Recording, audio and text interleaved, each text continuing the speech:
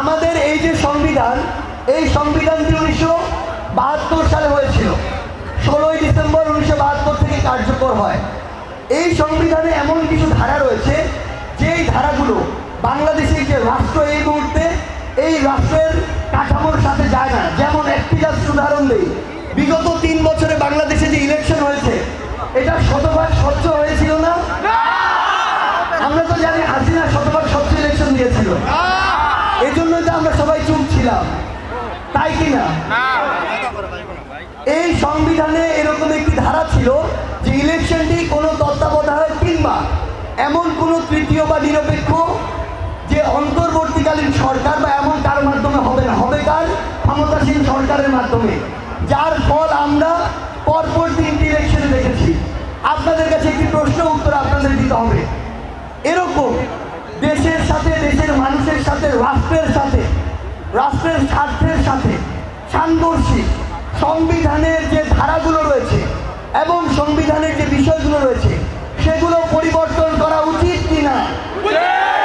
সংবিধানটিকে নতুনভাবে সাজানো উচিত কিনা?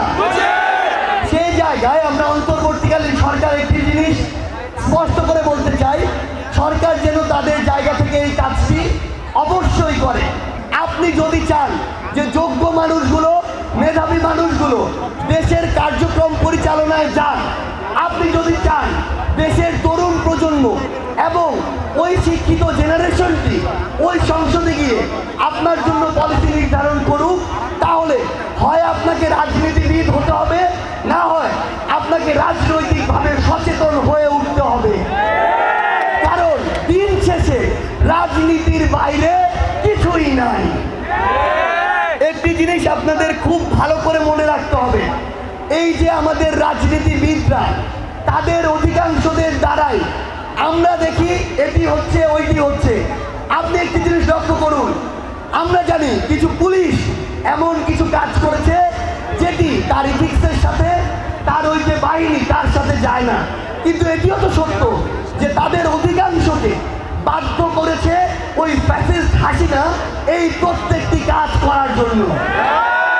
তাহলে ওই ফ্যাসিস্ট হাসিনার জায়গায় কিংবা ওই স্বরাষ্ট্রমন্ত্রীর জায়গায় কিংবা প্রশাসনের প্রত্যেকটি জায়গায় কিংবা সংসদ ভবনের পলিসি মেকিংয়ে যদি আপনাদের মতো দেশের স্পিরিট, 24-এর গণঅভ্যুত্থানের স্পিরিট নিয়ে চলা মানুষগুলো অংশগ্রহণ না করে, তাহলে দিন শেষে আজকে থেকে 1 বছর পরে হোক, 2 বছর পরে হোক, যেরকম ফ্যাসিস্টদের দ্বারা 16 বছর চলেছে, ওই রকম কোনো না কোনো ফ্যাসিস্ট দ্বারা আজকে থেকে কয়েক বছর পরে আবার এই দেশটি পরিচালিত হবে।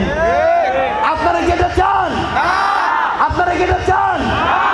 যদি আপনারা না চান, তাহলে আপনাদের হয় মেধাবী এবং দক্ষতা সম্পন্ন হয়ে ওই রাজনীতিতে প্রবেশ করতে হবে, অথবা রাজনৈতিকভাবে সচেতন হয়ে